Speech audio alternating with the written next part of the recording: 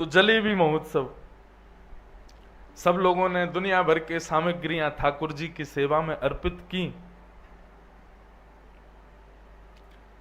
सब शिष्य परिकर अपने गुरुदेव के जन्मोत्सव में कुछ ना कुछ भाव रख रहे थे, परंतु कुम्भन दास जी बड़े उदास, क्या करें, क्योंकि कुम्भन दास जी के घर में बड़ा अभावग्रस्त जीवन था। कुम्भन दास जी का, उनके 7 तो पुत्र ही थे कुम्भन दास जी के, और फिर उसके बाद भी उनकी एक विधवा भतीजी संग रहती थी। परिवार बहुत बड़ा था कुम्भन दास जी का, घर में खाने वाले बहुत थे, लेकिन खाने को लेने नहीं था। यही तो चल रहा है संसार में, किसी घर में खाने वाले बहुत हैं, खाने को नहीं है, किसी घर में खाने को बहुत है, खाने वाले 2 ही हैं, कुछ भी नहीं है। तो कुम्भन दास जी का जीवन ऐसा ही था, उनके घर में खाने वाले तो बहुत, लेकिन खाने के लिए कुछ नहीं। लेकिन कुम्भन दास जी बड़े चिंतित कि आज गुसाई जी का जन्मोत्सव और हम कुछ नहीं कर पा रहे। तो कुम्भन दास जी के पास एक गैया थी, बस उसी का दूध निकाल के उसकी सेवा करते थे, कुछ सामग्री बना के श्री जी बाबा को अर्पित करते थे। तो कुम्भन दास जी ने आज अपनी गैया को दान कर दिया, बेच दिया किसी को।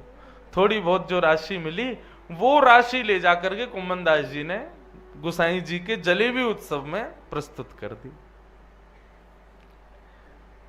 सब भक्तों के भाव गुसाई जी को पता चले, लेकिन जैसे ही किसी वैष्णव ने जाके बताया, बोले महाराज आज कुम्भन दास जी ने भी सेवा अर्पित की है। बोले कुम्भन दास, कुंभना पे इतना धन कहां से आयो भैया, कुम्भन दास तो बड़ा किंचन है, वाने कहां से सेवा करी। गुसाई जी को चिंता हो गई। गुसाई जी ने जब जांच करवाई तो पता चला कि कुम्भन दास ने अपनी गैया बेच दी और वहां से एक ब्रजवासी से कछु धन मिलो वो लगाए हुए। गुसाई जी कुम्भन दास जी को बुलाए, कुम्भन दास जी आए, जय जय प्रणाम, दंडवत प्रणाम करी। जैसे ही आके कुम्भन दास जी बैठे, कुम्भन दास जी के मुख को देखते ही गुसाई जी के नेत्र सजल हो गए।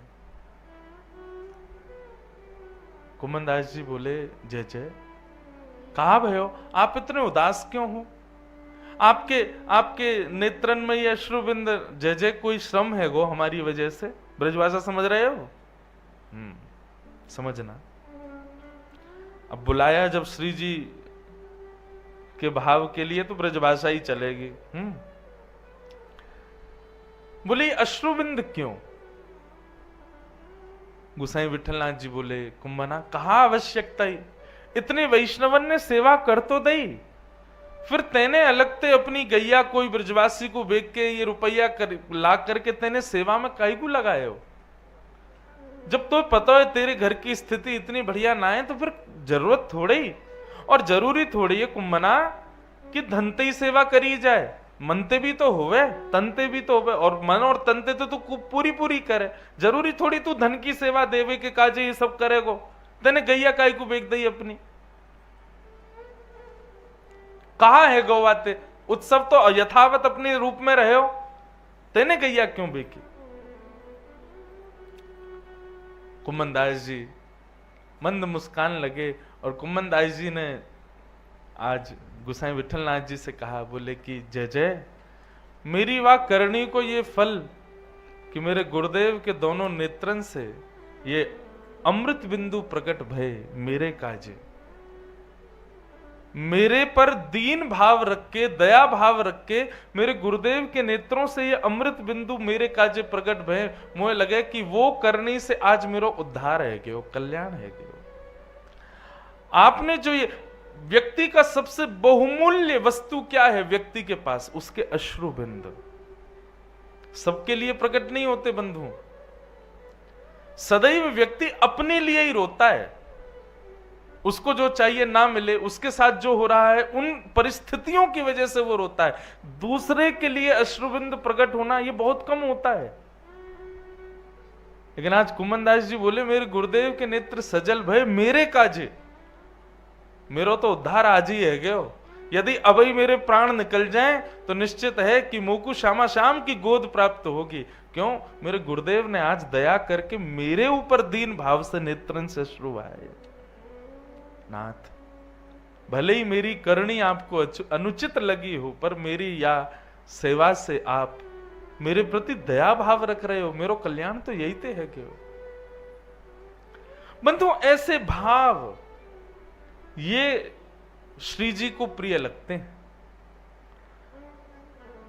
सब भक्तों की श्रृंखला देखी जाए और उनके अंतरंग भावों को जब देखा जाए तो हम दूर दूर तक नहीं है उनके समीप में, दूर दूर तक भी हमारा कोई समागम नहीं है,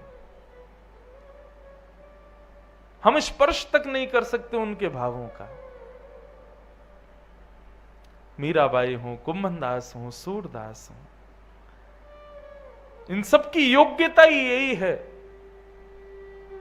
ये श्यामा श्याम को श्रेष्ठ मानते हैं, उसके अतिरिक्त कुछ भी नहीं। हमारे यहां पत्नी भी हमारी, बच्चे भी हमारे, सब कुछ हमारा, और उसके बाद ठाकुर जी भी, हाँ ये भी हमारे हैं। प्रेम गली अति सांकरी तामे दो ना समाए, और हमने तो 25 बैठा रखे। प्रेम गली में घुटन है जाएगी ठाकुर जी को, जामेंगे ही ना। बंधुओं, ये बातें ना सुनने में बड़ी आपको अटपटी लगेंगी, लेकिन ब्रजरस भैया है ही अटपटो। वहां श्यामा श्याम के अतिरिक्त और कुछ भी यदि आप लाना चाहोगे तो वे सबसे पहले चले जाएंगे। कुम्भनदास जी के 7 पुत्र मैंने बताए ना, परंतु उनसे कोई पूछता तो वो बोलते 1.5 पुत्र हैं मेरे। क्यों?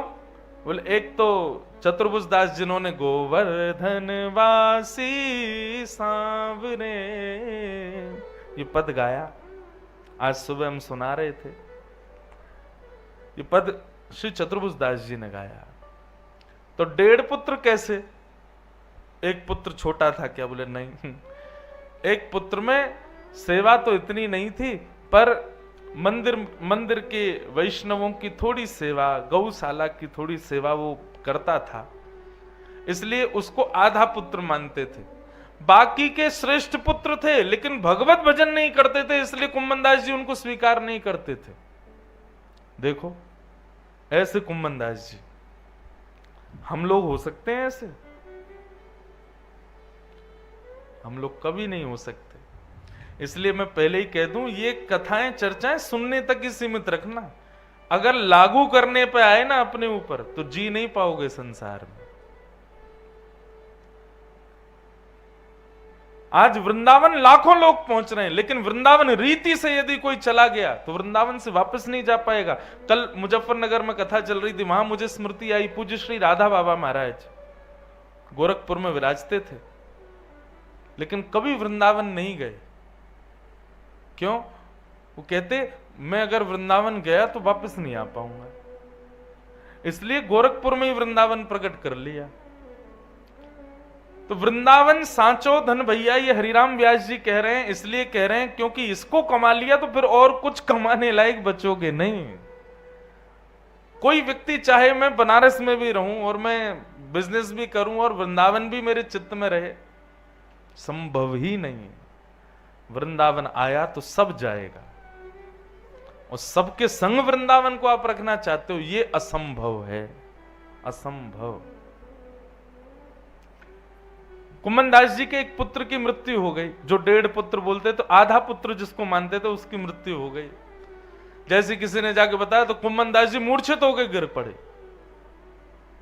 सब लोग बोले ये कैसे भक्त? बहुत कहते थे कि मुझे पुत्र पुत्रियों से मोह नहीं, मुझे परिवार से मोह नहीं। आज किसी ने आके बताया पुत्र की मृत्यु हो गई तो कुम्भनदास जी मूर्छित हो गए। कहां गए आप भजन? कहां गए श्री जी बाबा? कहां गए ठाकुर जी की सेवा? आ गया पुत्र मोह, हो गया प्रकट। सब गए। सब आश्चर्य इस बात का ज्यादा कर रहे हैं कि कुम्भनदास जी मूर्छित हो गए। इन जैसा भगवतीय भक्त जो कभी भगवान के विमुख अलग कोई बात ही नहीं करता, आज सांसारिक चर्चा पे इतना मोहित। गोसाई विठलनाथ जी को जब पता चली कि कुम्भनदास जी के पुत्र पधार गए तो बड़े दुखी हुए, लेकिन दूसरी खबर जब मिली कुम्भनदास मूर्छित हो गए पुत्र विरह में, गोसाई जी बोले मैं मान ही नहीं सकता, ये स्वीकार्य नहीं है बात। कुम्मन दास पुत्र विरह में मोहित होकर के मूर्छित नहीं हुआ है। जैसे ही गोसाई जी आए, गोसाई जी ने देखा कुम्मन दास जी मूर्छित पड़े थे। गोसाई जी ने समीप जाकर के कहा, कुम्मना, ए कुम्मना, चल जल्दी उठ जा, तू चिंता मत करे, तो कुछ सूतक में भी श्री जी के दर्शन करा दूंगा। इतना सुनते ही कुम्मन दास जी खड़े हो गए, जय हो जय हो, बस यही तो चाहिए हो महाराज। या हमारे मूर्छित भय कि पुत्र मर गया, मतलब सूतक लग गए, अब मैं 7 दिन 13 दिन दर्शन कैसे करूंगा श्री जी बाबा के। उनको इस बात का विरह कम है कि पुत्र चला गया, इस बात का विरह ज्यादा है कि श्री जी दर्शन नहीं होंगे। यहां जितने लोग बैठे हैं बंधुओं, ये जितनी घर की आपकी चिंताएं बढ़ी हुई हैं ना, क्यों? क्योंकि घर को हमने प्रायोरिटी दे रखी है। कुम्मन दास जी को देखो, पुत्र चला गया लेकिन उनको विरह ही नहीं है। वो व्याकुल भी इसलिए हैं कि मैं श्री जी के दर्शन कैसे करूंगा। गोसाई जी ने आकर के सबको बता दिया, बोले हो गया संशय दूर, कुम्मन दास पुत्र के लिए व्याकुल नहीं है। उसकी तब भी व्याकुलता यह कि कहीं श्री जी के दर्शन नहीं छूट जाए। इसलिए कनक कूट कोटिक लगत जिए, भजिए कुंवर कन्हैया। कनक कूट कोटिक लगत जिए, भजिए कुंवर कन्हैया। पर हमारा पता क्या है, कनक कूट कोटिकों को भी भजते हैं और फिर कृष्ण कन्हैया को भी भजते हैं। क्या फायदा? 2 नावन में पैर रखोगे, गंगा जी में डूब जाओगे। एक ही नाव अपनाओ, या तो पूरे पूरे संसार के ही रहो। लेकिन हमारी स्थिति क्या, संसार भी चाहिए, लाल जी भी चाहिए, कैसे काम चलेगा भैया? या तो लाल जी के ही रहो या संसार के ही रहो। और भैया संसार को रहना ही है तो सवरे संसार को भी लाल जी को ही बनाए दो, जैसे हम बना रहे हैं। अब बन कितने रहे ये तो पता नहीं, पर कोशिश में तो लगे।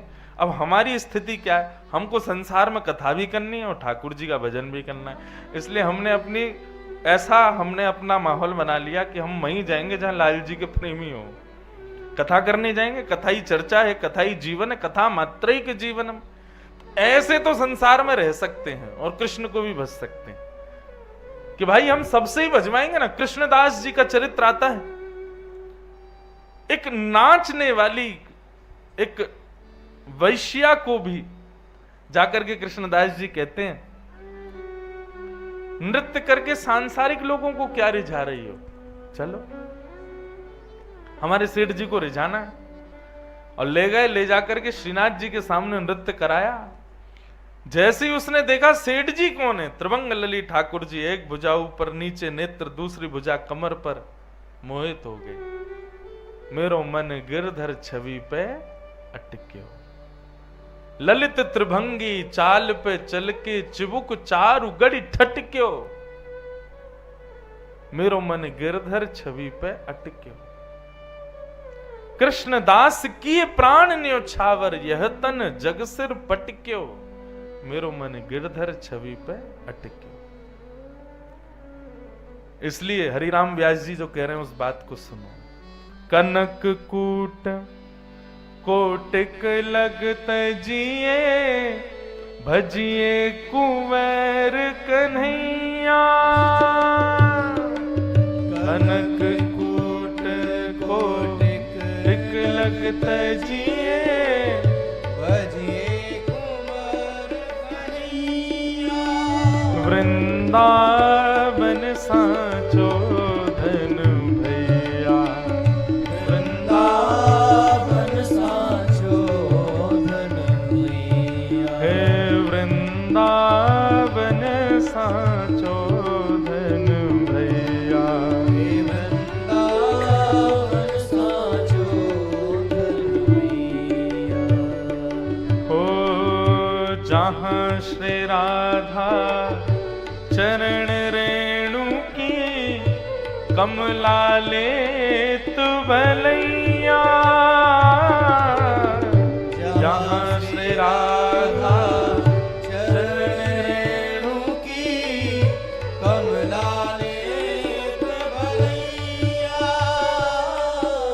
ये विषय, ये बात व्यास जी की इतनी प्रिय लगती है मुझे। जहां श्री राधा चरण रेणु की कमला लेत बलैया। कमला कौन? लक्ष्मी। राधा रानी की बलैया नहीं लेती हैं, चरण रेणु की। किशोरी जी भी जब चल के चली जाएं तो उनके चरण चिन्ह जहां छप जाएं, वाकई कमला बलैया ले रही है। जहां श्री राधा चरण रेणु की कमला लेत बलैया।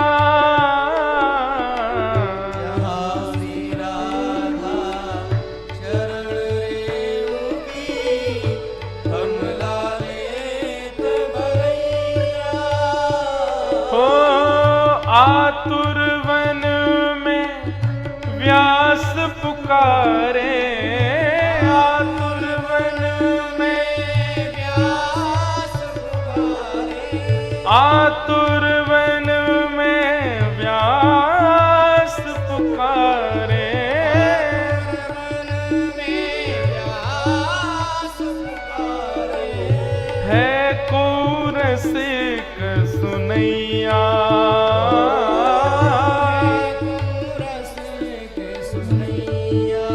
वृंदावन साचो धन भैया, वृंदावन साचो धन भैया। श्री वृंदावन साचो धन भैया, वृंदावन साचो धन भैया। वृंदावन साचो धन भैया, वृंदावन साचो धन भैया। है को रसिक सुनैया। सुनैया मतलब सुनवे वारो। कोई ज्ञानी सुनैया, विरक्ति सुनैया नहीं, रसिक सुनैया। रसिक, रसिक की परिभाषा क्या है? जो रसो वही शह, श्री कृष्ण के और श्री जी के भाव में सदा उन्मुक्त रहते हैं, ऐसे लोग ही ब्रज रस को सुन सकते हैं, समझ सकते हैं।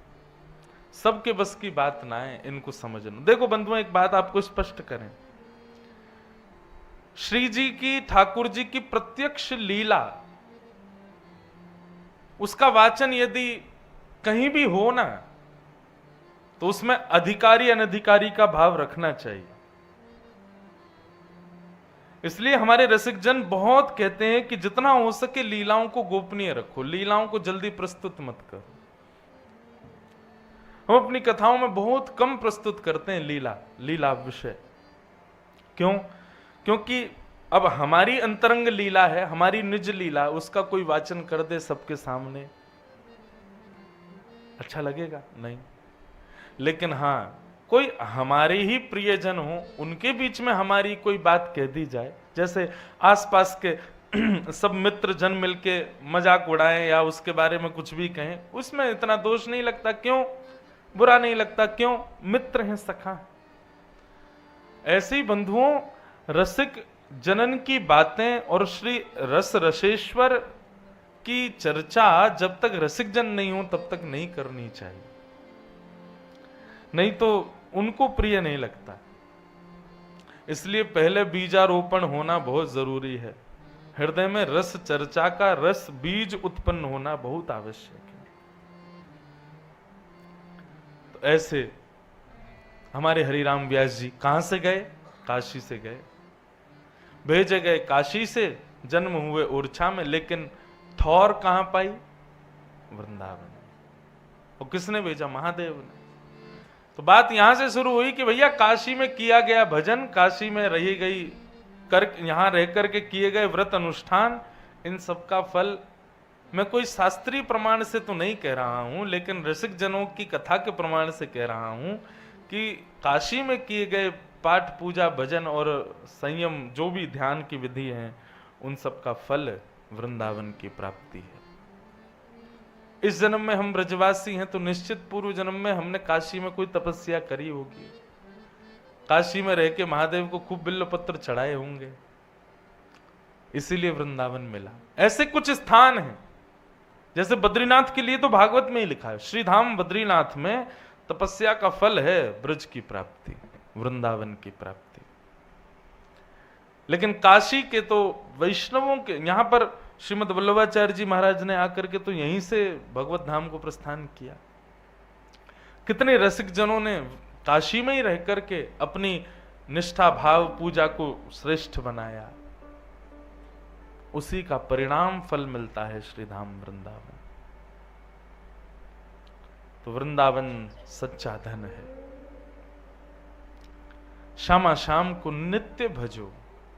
और मैं तो कथाओं में कहा करता हूं, जितना हो सके वृंदावन नाम का ही स्मरण करो, वृंदावन को ही भजो। वृंदावन भजोगे सबको भज लोगे, सबका नाम हो जाएगा। कृष्ण नाम स्मरण, राधा नाम स्मरण, यमुना जी का स्मरण, रज का स्मरण, संतों का स्मरण, सबका स्मरण केवल ब्रज कहने से, वृंदावन कहने मात्र से हो जाता है। वृंदावन तो ये श्री जी रसामृत, श्री जी अर्थ क्या है इसका?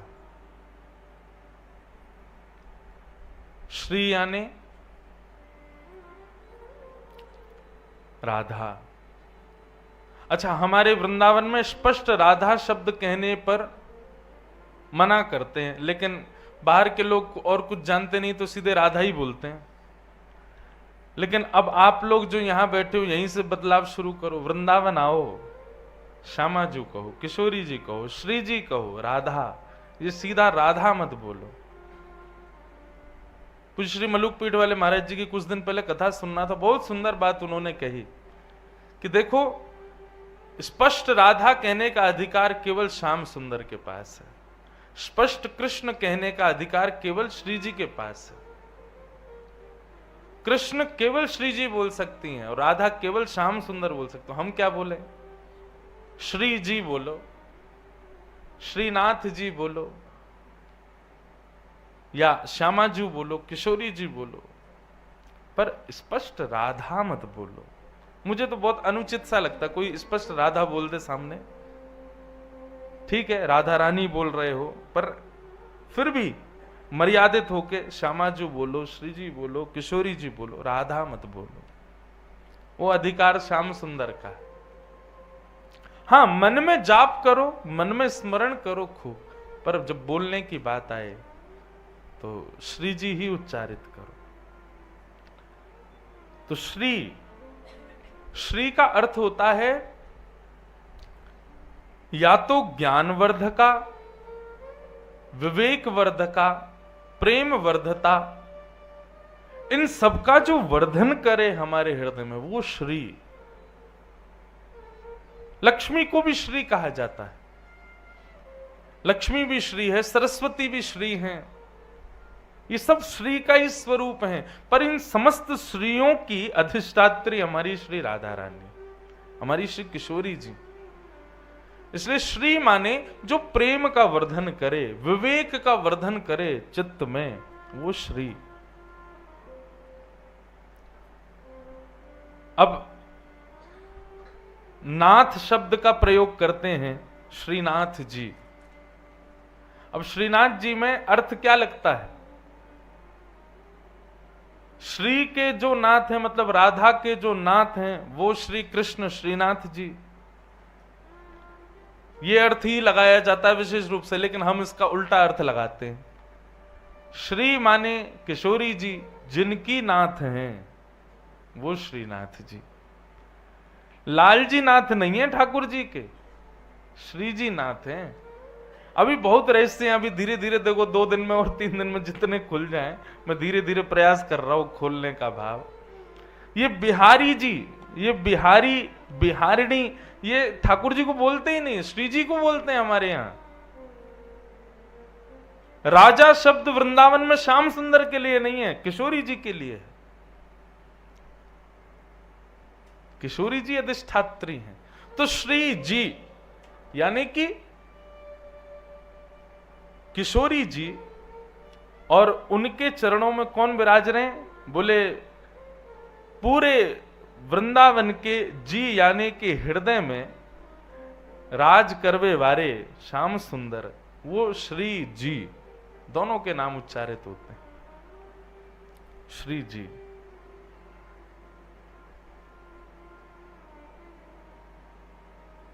हमारे माई श्यामाजू को राज, जाके अधीन सदा ही सांवरो, या ब्रज को सरताज। हमारे माई श्यामाजू को राज। इस पद के अंतिम भाव में श्री विठल विपुल बिहारिन देव जी का पद है। वो कहते हैं, विठल विपुल बिहारिन के बल ज्यों जलधर सो गाज। बहुत ध्यान से सुनो, श्री बिहारिन देव जी कह रहे हैं हमारे ऊपर श्री जी की कैसी कृपा। बोले श्री जी की कृपा जिस पर है वो कैसा है, उसको कितनी निर्भीकता है, कितना निडर होकर के वो व्यक्ति रह सकता है। बोले ज्यों जलधर सो गाज, जैसे जंगल का राजा शेर, लेकिन वह भी आकाश में काले बादलों को देख करके और उन बादलों की गड़गड़ाहट सुन करके अपने गुफा में जाकर के बैठ जाता है। ऐसे श्री जी की कृपा हमारे ऊपर है, ज्यों जलधर सो गाज। जैसे काले बादलों की गर्जना से सिंह भी डर जाता है, वैसे ही श्री जी की कृपा जिनके ऊपर है, लाडली जी की कृपा जिनके ऊपर है, वह भी ऐसे ही हैं। क्यों?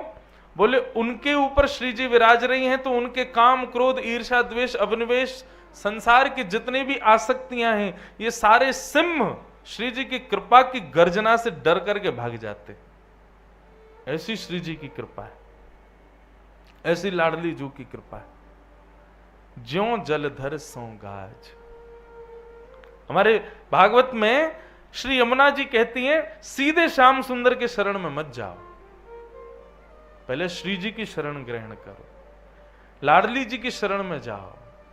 जब लाडली जी कृपा करेंगे तब श्याम सुंदर के शरणागत हो।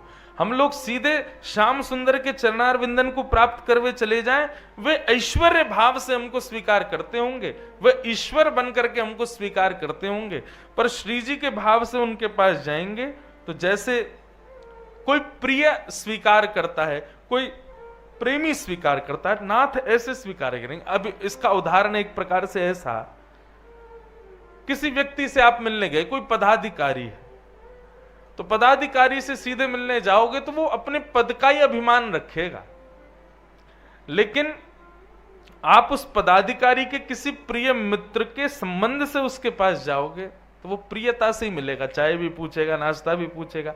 ठीक वैसे ही भागवत के पूर्व महात्मा श्री यमुना जी कहती हैं कि श्री जी की शरण पहले ग्रहण करो, उसके बाद श्याम सुंदर को ग्रहण करो। अच्छा, ग्रहण करो, श्री जी की शरण तुम ग्रहण करो, श्याम सुंदर तुम्हें ग्रहण करेंगे। लेकिन श्री जी की शरण भी बड़ी कठिन है। लाडली जू सब पे कृपा करें ये भी तो संभव नहीं, तो किशोरी जी कैसे कृपा करेंगे? किशोरी जी की कृपा की आकांक्षा की अनुभूति करनी हो तो पहले यमुना जी की शरण ग्रहण करो। अच्छा, अब यमुना जी की शरण कैसे ग्रहण करें? ये चतुर्पंच, हमने अभी मुजफ्फरनगर कथा थी तो वहां एक भाव मन में प्रकट हुआ। वृंदावन में 5 पंच हैं, जैसे पंचायतन होते हैं ना, ऐसे वृंदावन के 5 पंच हैं। वृंदावन के प्रथम पंच वृंदावन की रज। लोग बाग सीधे वृंदावन पहुंच करके बिहारी जी घुसते हैं सीधे, सबसे बड़ी गलती करते हैं ये। वृंदावन आके सबसे पहले वहां के प्रथम पंच रज को प्रणाम करो। सबसे पहले रज माथे पर लगी होनी चाहिए, उसके बाद वृंदावन भ्रमण करो। वृंदावन में आप घूमो तो आपके माथे पर, आजकल लोग तिलक विलक लगवा लेते हैं, राधा राधा लिखवा लेते हैं, वो आवश्यक नहीं है। वृंदावन आओ तो रज से श्रृंगार करो अपना। बहुत श्रृंगार का शौक है ना आजकल लोगों को, गोपी बने घूमते हैं पूरे वृंदावन में।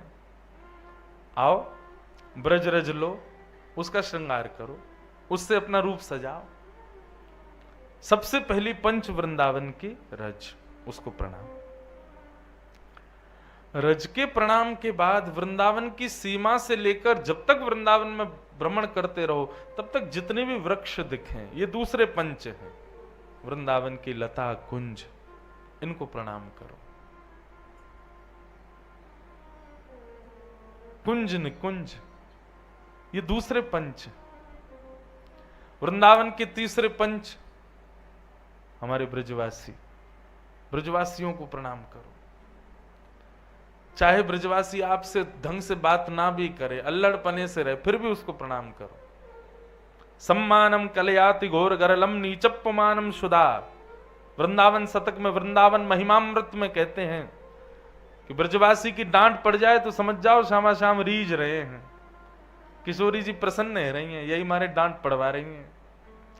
लेकिन आपसे ब्रजवासी सिहा सिहा के ही बोले, आनंद से ही बोले, खुश खुश ही रहें, तो चिंता होनी चाहिए मन में, ये डांट क्यों नहीं रहा मुझको, ये मुझ पे अभी तक चिल्लाया क्यों नहीं है। तो फिर कुछ ऐसा करो कि ब्रजवासी को गुस्सा आवे, श्री जी कृपा करेंगे। तो वृंदावन में सम्मान नहीं, नीचप्पमानम सुधा, कोई डांट फटकार पड़ जाए तो ये तीसरे पंच हैं। प्रथम रज, दूसरे वृक्ष, तीसरे ब्रजवासी, और चौथे यमुना जी। श्री यमुना जी को प्रणाम करो, यमुना जी को वंदन करो। यमुना जी को वंदन करने के बाद फिर हमारे वृंदावन में पांचवे पंच हैं श्री गोपेश्वर महादेव, उनको प्रणाम करो। वृंदावन में बंधुओं पूज्य श्री कृपालु जी महाराज कहते हैं, आप कृपालु जी को जानते हैं, प्रेम मंदिर जिनके द्वारा स्थापित हुआ, उनकी एक रचना है, उनका एक पद है, उसमें एक बहुत सुंदर बात वे कहते हैं, गोपी प्रेम की भिक्षा दीजे, कैसे हूँ मोहे अपनों कर लीजे, तोर गुण गावत दिवस बितावत, दृग बरसावत, मैं हूँ प्रेम विभोर, श्री राधे की जय कृपा।